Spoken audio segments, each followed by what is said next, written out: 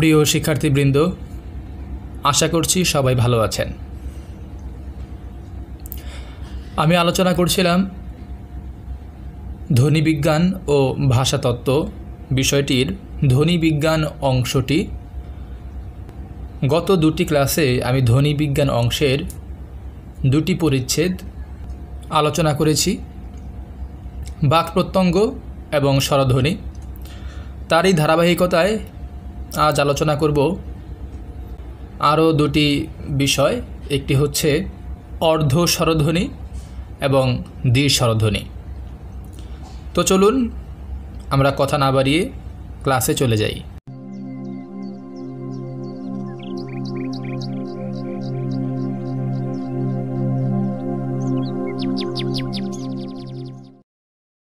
প্রথমে আমাদের জানতে হবে অর্ধ স্বরধ্বনি কাকে বলে বা অর্ধ স্বরধ্বনি কী। দেখুন, আমি এখানে বেশ কয়েকটি সংজ্ঞা দিয়েছি এই কারণে আপনারা যেন বিষয়টি ভালোভাবে বুঝতে পারেন। বিভিন্ন সংজ্ঞা পড়ে আপনি বিষয়টির মূল ভাবটা আপনি যেন ধরতে পারেন। প্রথমে লক্ষ্য করুন সবুজ কালিতে যে সংজ্ঞাটি দেওয়া রয়েছে। অর্ধ স্বরধ্বনি হচ্ছে এক ধরনের ঘোষ স্বরধ্বনি যার সৃষ্টিতে বাকযন্ত্র তুলনামূলকভাবে একটি গৌণ স্বরধ্বনি উচ্চারণের জন্য প্রস্তুতি গ্রহণ করে, কিন্তু স্বরধ্বনিটি গঠিত না হয়ে তা একটি পূর্ণ স্বরধ্বনি গঠনের জন্য প্রস্তুত হয়। অর্থাৎ অর্ধ স্বরধ্বনি হচ্ছে এক ধরনের ঘোষ স্বরধ্বনি যার সৃষ্টিতে, এই অর্ধ স্বরধ্বনির সৃষ্টিতে বাকযন্ত্র তুলনামূলকভাবে একটি গৌণ স্বরধ্বনি উচ্চারণের জন্য প্রস্তুতি গ্রহণ করে, কিন্তু স্বরধ্বনিটি গঠিত না হয়ে তা একটি পূর্ণ স্বরধ্বনি গঠনের জন্য প্রস্তুত হয়। অর্থাৎ এই অর্ধ স্বরধ্বনি নিজে গঠিত না হয়ে তা পূর্ণ স্বরধ্বনি গঠন করার জন্য প্রস্তুতি গ্রহণ করে বা পূর্ণ যে স্বরধ্বনি রয়েছে তাকে গঠনের জন্য প্রস্তুত করে। আরও বেশ কয়েকটি সংজ্ঞা দেখুন। জিহ্বার গতিশীলতা ও তৎসংশ্লিষ্ট একটি অসম্পূর্ণ স্বরধ্বনির সমষ্টি হচ্ছে অর্ধ স্বরধ্বনি। আবার অর্ধ স্বরধ্বনি হচ্ছে এক ধরনের অনাক্ষরিক ধ্বনিখণ্ড যার ধ্বনিগত বৈশিষ্ট্য স্বরের মতো, কিন্তু ধ্বনিতাত্ত্বিক আচরণে তা ব্যঞ্জনের ন্যায়। অধিকাংশ ক্ষেত্রেই তা পিচ্ছিল স্বর। আরেকটি সংজ্ঞা দেওয়া রয়েছে, 3 নম্বর সংজ্ঞাটি। অর্ধ স্বরধ্বনি হচ্ছে সেই অপূর্ণ বা অগঠিত স্বর যা কখনোই অক্ষরের চূড়ায় অবস্থান করতে পারে না। তার আসন সবসময় চূড়ার পাদদেশে নির্দিষ্ট এবং স্বর হিসেবে চিহ্নিত হলেও গভীরতর বিবেচনায় তা নৈকট্য ব্যঞ্জনের দিকেই আবদ্ধ। সেই হিসেবে ব্যঞ্জন সদৃশ্য স্বরই হল অর্ধ স্বরধ্বনি। আমরা সংজ্ঞা পড়লাম, এখন আমরা এই অর্ধ স্বরধ্বনি সম্পর্কে একটু বিস্তারিত আলোচনা করব। আশা করি এই আলোচনাটা শুনলে আপনি অর্ধ স্বরধ্বনি পুরোপুরি বুঝতে পারবেন। অর্ধ স্বরধ্বনি উচ্চারণ প্রক্রিয়ার দিক থেকে স্বরধ্বনি ও ব্যঞ্জন ধ্বনির মধ্যবর্তী বলা যায়। আবারও বলছি, অর্ধ স্বরধ্বনি উচ্চারণ প্রক্রিয়ার দিক থেকে স্বরধ্বনি ও ব্যঞ্জন ধ্বনির মধ্যবর্তী বলা যায়। অর্থাৎ এগুলো উচ্চারণের সময় স্বর ও ব্যঞ্জন উভয় ধ্বনির প্রকৃতি গ্রহণ করে থাকে। অর্ধ স্বরধ্বনি স্বরধ্বনির মতো স্বরিত নয়, তার কারণ এগুলো শ্রুতিজনিত আওয়াজ ছাড়াই দ্রুত উচ্চারিত হয়। ধ্বনির পরিবর্তন অনেক সময় মুখ গহ্বরের আকৃতি ও প্রকৃতির উপর নির্ভরশীল। এর সাহায্যে বাংলা অর্ধ স্বরধ্বনি বিচার করলে দেখা যায় যে স্বরধ্বনির তুলনায় অর্ধ স্বরধ্বনি উচ্চারণের সময় জিভের অবস্থান থাকে অনেক উঁচুতে। একটু লক্ষ্য করুন, স্বরধ্বনির তুলনায় অর্ধ স্বরধ্বনি উচ্চারণের সময় জিভের অবস্থান থাকে অনেক উঁচুতে এবং সেই পরিমাণে সামনের বা পেছনের দিকও উঁচু হয়ে থাকে। আরেকটি বিষয় হচ্ছে, অনেক সময় জিভের উচ্চতা অন্যান্য স্বরধ্বনির মতোও থাকতে পারে, কিন্তু সেক্ষেত্রে অর্ধ স্বরধ্বনিগুলো স্বরধ্বনির মতো স্বরিত নয়। তো অর্ধ স্বরধ্বনির গঠন প্রসঙ্গে বলা যায় যে ফুসফুস থেকে বাতাস বেরিয়ে আসার সময় বাক প্রত্যঙ্গগুলো ততখানি সক্রিয় থাকে না বলে অনেক সময় স্বরধ্বনিগুলো ততখানি অনুরণিত হয় না। এবং কম দোতনার জন্য তার প্রকৃতি পরিবর্তিত হয়ে যায়। অর্ধস্বরধ্বনিকে ধ্বনিগত প্রক্রিয়ার জন্য পিচ্ছল ধ্বনি হিসেবেও বিচার করা হয়। তো অনেক ক্ষেত্রে স্বরধ্বনি গঠনের সময় শিথিল উচ্চারণ প্রক্রিয়ার জন্যে বদ্ধ স্বরধ্বনির কাছাকাছি স্বরধ্বনি গঠনের আগেই বাক প্রত্যঙ্গ অন্য একটা ধ্বনি গঠনে অগ্রসর হয় বলে স্বরধ্বনি গঠনের পরিমাণগত সময়ের অভাবের জন্য যে পিচ্ছিল ধ্বনি গঠিত হয় তাই অর্ধ স্বরধ্বনি রূপে পরিচিত। ধ্বনি গঠনের সময় অপেক্ষাকৃত কম জোরের সঙ্গে এই শ্রেণীর ধ্বনি গঠিত হয়।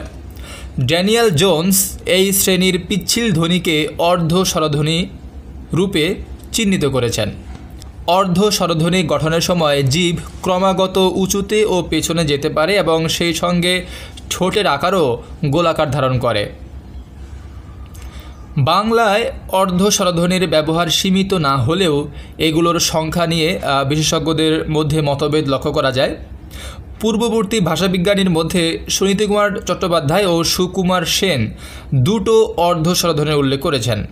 এ দুটো অর্ধ স্বরধ্বনি হচ্ছে অন্তস্থ অ ও অন্তস্থ ব।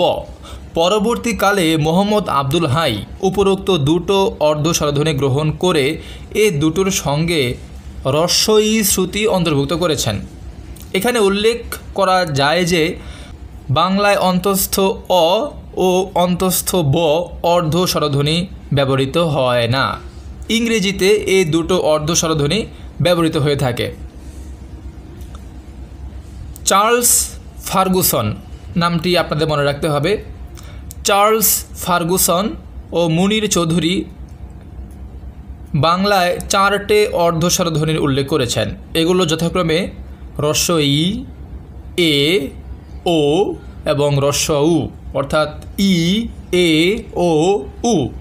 অর্ধ স্বরধ্বনির উদাহরণে তারা হ্রস্ব-উর জন্যে কোনো ন্যূনতম জোর দেখাতে পারেনি বলে ই, এ, ও অর্থাৎ হ্রস্ব-ই, এ এবং ও এই 3টে অর্ধ স্বরধ্বনি রূপে গ্রহণ করা যায়। আমরা যদি আমাদেরকে বলা হয় যে অর্ধ স্বরধ্বনি কয়টি, তাহলে আমরা এই অংশটি লিখব যে চার্লস ফার্গুসন ও মুনির চৌধুরীর মতে যে 4টি ছিল, তারপর তারা কেন একটিকে বাদ দিয়ে 3টি হিসেবে 3টি বর্ণকে এই অর্ধ স্বরধ্বনি হিসেবে গৃহীত করল। যাই হোক, যেমন দেখুন, উদাহরণ দেখুন, ই, ই দিয়ে যদি আমি উদাহরণ দেই তাহলে প্রথমে বলতে হয় যাই, অর্থাৎ বর্গীয় জ দিয়ে যে যাই হয়, যাই মানে যা বলতে যা বোঝায়। এটা আমি কিভাবে বলবো, গ্রাম দেশে এই কথাটা বেশি ব্যবহৃত হয়। অর্থাৎ আপনারা মনে করেন দুই ভাই, দুই ভাই বিয়ে করলেন। বিয়ে করার পরে আপনাদের যে বউ মানে স্ত্রী, তো এই এক স্ত্রী আরেক স্ত্রীর যা। কেমন আমি বিষয়টি বোঝাতে পেরেছি কিনা জানি না। আবারও বলছি যে মনে করেন আপনারা দুই ভাই, এই দুই ভাই বিয়ে করলেন। বিয়ে করার পরে আপনাদের যে স্ত্রী হলো, এই এক স্ত্রী আরেক স্ত্রীর যা, এটিকে গ্রাম দেশে যা হিসেবে বলে, কিন্তু শুদ্ধ বাংলা কি বলে আমি জানি না, সম্ভবত যাই বলে। তো যাই হোক, এই যাই হ্রস্ব-ই দিয়ে যে উদাহরণটি, সেটা হচ্ছে মনে করুন যাই বর্গীয় জ দিয়ে কি হয়, আমার ছোট যাই এ কাজ করেছে। মানে বড় যা ছোট যার উদ্দেশ্যে বলছে, অন্য কাউকে ছোট যাকে দেখিয়ে দিয়ে যে আমার ছোট যাই এ কাজ করেছে। এই যে আমি যাই কথাটা উল্লেখ করলাম, মানে বললাম আমার ছোট যাই এ কাজ করেছে, এটি আপনি খেয়াল করুন। এবং আমি পরবর্তীতে যে বাক্যটি বলছি, আমি আজ যাই, অন্তঃস্থ জ দিয়ে যে আমি বাক্যটি বললাম, আমি আজ যাই, এই যাই এবং আমার ছোট যাই এ কাজ করেছে, এই যাই, এই দুই যাইয়ের যে পার্থক্য আপনি ধরতে পারছেন, এটি হচ্ছে ওই অর্ধ স্বরধ্বনি। আবার দেখুন, এ, এ দিয়ে কি হয়, আবারও একই উদাহরণ, সেই আমরা যাকে নিয়ে আসছি। এ দিয়ে কি হচ্ছে, এক যা আরেক যাকে উদ্দেশ্য করে অন্য কাউকে বলছে যে এটা আমার যায় করেছে। আবার অন্তঃস্থ জ দিয়ে কি হয়, সে রোজ বাজারে যায়, অর্থাৎ সে রোজ বাজারে যায়, এই যায় এবং আমার জায়ে এ কাজ করেছে বা এটা আমার জায়ে করেছে, এই জায়ে এবং সে রোজ বাজারে যায়, এই দুটি জায়ের যে পার্থক্য এটাই হচ্ছে অর্ধস্বরধ্বনি। আবার দেখুন ও দিয়ে আবারও সেই একই, আমার যাও সিনেমায় যাবে। আবার অন্তস্থ জ দিয়ে তুমি এখন বাড়ি যাও, এই যে তুমি এখন বাড়ি যাও, এই যাও এবং আমার যাও সিনেমায় যাবে, মানে আমার যে যা সেও সিনেমা দেখতে যাবে। এই যাও এবং তুমি এখন বাড়ি যাও, এই অন্তস্থ জ দিয়ে যে যাও হলো এবং বর্গীয় জ দিয়ে যে যাও হলো, আমি কিন্তু বলার সময় আমি এমনভাবে বলেছি, এর কারণ হচ্ছে আমার উচ্চারণে একটা প্রভেদ, একটা পার্থক্য আপনি পরিলক্ষিত করেছেন। কেমন? এই পার্থক্যটি হচ্ছে এই অর্ধ স্বরধ্বনির পার্থক্য আর কি, স্বরধ্বনি এবং অর্ধ স্বরধ্বনির যে পার্থক্য সেইটি পার্থক্য হচ্ছে এখানে। তো এখানে লক্ষণীয় যে পাশাপাশি অবস্থিত দুটো স্বরধ্বনি উচ্চারণের দিক থেকে পার্থক্যের জন্য স্বরধ্বনির প্রকৃতির মধ্যেও পার্থক্য দেখা দেয়। সাধারণভাবে লক্ষ্য করা যায় যে পাশাপাশি অবস্থিত দুটো স্বরধ্বনি যুগ্ম বা দ্বিস্বর গঠন করার সময় একটা অন্যটার তুলনায় অনেক স্পষ্ট বা অনুরণিত। উপরের উদাহরণে আমি যে উদাহরণ দিলাম সেই উদাহরণে দ্বিতীয় সারির শেষ স্বরধ্বনির ক্ষেত্রেও এই একই প্রক্রিয়া লক্ষ্য করা যায়। তো এগুলো দ্রুত উচ্চারণ ও কম দোতনার জন্য অর্ধ স্বরধ্বনিতে উন্নীত হয়েছে। আমরা জানলাম অর্ধ স্বরধ্বনি সম্পর্কে, মোটামুটিভাবে জানলাম। এখন আমরা অর্ধ স্বরধ্বনির কয়েকটি বৈশিষ্ট্য আলোচনা করব। দেখুন স্ক্রিনের দিকে তাকিয়ে দেখুন, ধ্বনিবিজ্ঞানী মোহাম্মদ আব্দুল হাই অর্ধ স্বরধ্বনির 3টি বৈশিষ্ট্য উল্লেখ করেছেন। 1 নম্বরে, জিহ্বার অবস্থানের দিক থেকে অর্ধ স্বরধ্বনির নির্দিষ্ট কোনো স্থান নেই। 2 নম্বর, উচ্চারণের সময়ের দিক থেকে তার স্থিতিকাল অত্যন্ত স্বল্প, অর্থাৎ মুখের মধ্যে ধ্বনিটি তৈরি হতে না হতেই উচ্চারিত হয়ে যায়। 3 নম্বর, স্বরধ্বনির তুলনায় উচ্চারণে জিভ উচ্চ ও বায়ুপথ সংকীর্ণতর হয় বলে অর্ধ স্বরধ্বনি সবচেয়ে অনুরণিত হয়। এই 3টি বৈশিষ্ট্য যদি পরীক্ষায় আসে যে অর্ধ স্বরধ্বনির বৈশিষ্ট্য লিখো, আপনি এগুলো লিখবেন। আবার দেখুন অর্ধ স্বরধ্বনির প্রকার। রফিকুল ইসলাম তার ভাষাতত্ত্ব বইয়ে 4 প্রকারের অর্ধ স্বরধ্বনির কথা বলেছেন। 1 নম্বরে দেখুন, উচ্চারণে জিহ্বা সংলগ্ন স্বরধ্বনি অপেক্ষা উচ্চ অগ্রসর, ঠোঁট অগোলাকৃতি। 2 নম্বরে দেখুন, উচ্চারণে জিহ্বা সংলগ্ন স্বরধ্বনি অপেক্ষা উচ্চ কিন্তু ঠোঁট গোলাকৃতি। 3 নম্বর, উচ্চারণে জিহ্বা সংলগ্ন স্বরধ্বনি অপেক্ষা উচ্চ অগ্রসর, ঠোঁট অগোলাকৃতি। এবং 4 নম্বরে দেখুন, উচ্চারণে জিহ্বা সংলগ্ন স্বরধ্বনি অপেক্ষা উচ্চ কিন্তু ঠোঁট গোলাকৃতি। অর্ধ স্বরধ্বনি ঘোষ এবং অঘোষ উভয় প্রকারই হতে পারে। তো যাই হোক, আশা করি আপনারা অর্ধ স্বরধ্বনি সম্পর্কে পুরোপুরি বুঝতে পেরেছেন। যদি আরও ভালোভাবে বুঝতে চান তাহলে অবশ্যই আপনাদেরকে বই সংগ্রহ করতে হবে এবং আমি আশা করব বই সংগ্রহ করবেন। তো যাই হোক, আপনারা বই সংগ্রহ করে এটি বিস্তারিত আরও ভালোভাবে বোঝার চেষ্টা করবেন। তো এখন আমরা চলে যাব দ্বি স্বরধ্বনিতে। দেখুন দ্বি স্বরধ্বনি, প্রথমে আমরা জানছি সংজ্ঞা যে দ্বি স্বরধ্বনি কাকে বলে। যদি পাশাপাশি অবস্থিত দুটো সমশ্রেণীর অথবা অসমশ্রেণীর স্বরধ্বনি নিঃশ্বাসের একই প্রয়াসে উচ্চারিত হয়ে আক্ষরিক ধ্বনি গঠন করে এবং দ্বিতীয় স্বরধ্বনির তুলনায় প্রথমটি দীর্ঘ ও স্পষ্ট হয়, তাহলে এই শ্রেণীর আক্ষরিক স্বরধ্বনিকে দ্বি স্বরধ্বনি বলে। সংজ্ঞাটি আস্তে আস্তে পড়ুন, ভিডিওটি পজ করুন, আমার আলোচনা আপনাকে শুনতে হবে না। সংজ্ঞাটি আপনি নিজে আস্তে আস্তে পড়ুন এবং ভাবুন, তাহলে আপনি ব্যাপারটা ধরতে পারবেন যে যদি পাশাপাশি অবস্থিত দুটি সমশ্রেণীর অথবা অসমশ্রেণীর স্বরধ্বনি নিঃশ্বাসের একই প্রয়াসে মানে ধাক্কায় উচ্চারিত হয়ে আক্ষরিক ধ্বনি গঠন করে এবং দ্বিতীয় স্বরধ্বনির তুলনায় প্রথমটি দীর্ঘ ও স্পষ্ট হয়, তাহলে এই শ্রেণীর আক্ষরিক স্বরধ্বনিকে দ্বি স্বরধ্বনি বলে। দ্বি স্বরধ্বনি যেভাবে গঠিত হয় তা লক্ষ্য করে বলা যায় এই শ্রেণীর ধ্বনি গঠনের ফলে ধ্বনিগত সহজতা লক্ষ্য করা যায়। সাধু বাংলার সঙ্গে চলিত বাংলার রূপমূলের তুলনা করলে দেখা যায় সাধু বাংলার রূপমূল মধ্যস্থিত দ্বিতীয় ব্যঞ্জনধ্বনি অনেক সময় বর্জিত হয়ে দ্বিস্বরধ্বনি গঠনে সহায়তা করে। তো এখানে দেখুন বেশ কয়েকটি বৈশিষ্ট্য দেওয়া হয়েছে, যে দ্বিস্বরধ্বনির কিছু বৈশিষ্ট্য দেখুন। দুটো স্বরধ্বনি একসঙ্গে একই প্রয়াসে উচ্চারিত হয়। রূপমূলে দুটো স্বরধ্বনি পাশাপাশি ব্যবহৃত হয়। প্রথম স্বরধ্বনি দ্বিতীয় স্বরধ্বনির তুলনায় দীর্ঘ ও স্পষ্ট হয়। প্রথম স্বরধ্বনি পূর্ণ দৈর্ঘ্য স্বরধ্বনির বৈশিষ্ট্য প্রাপ্ত এবং দ্বিতীয় স্বরধ্বনি পিচ্ছিল, অর্থাৎ প্রথম স্বরধ্বনি পূর্ণ দৈর্ঘ্য স্বরধ্বনির বৈশিষ্ট্য প্রাপ্ত এবং দ্বিতীয় স্বরধ্বনিটি হচ্ছে পিচ্ছিল। আবার দেখুন 5 নম্বরে, দ্বিস্বরধ্বনি গঠনে সমশ্রেণীর অথবা অসমশ্রেণীর দুটো স্বরধ্বনি সহযোগে গঠিত হয়ে থাকে। সমশ্রেণীর স্বরধ্বনি যেমন ই ই, এ এ, এ এ, আ আ, অ অ, ও ও, উ উ, এবং অসমশ্রেণীর স্বরধ্বনি ই এ, ই উ, এ উ, ও উ, আ ই, অ ও, উ এ ইত্যাদি।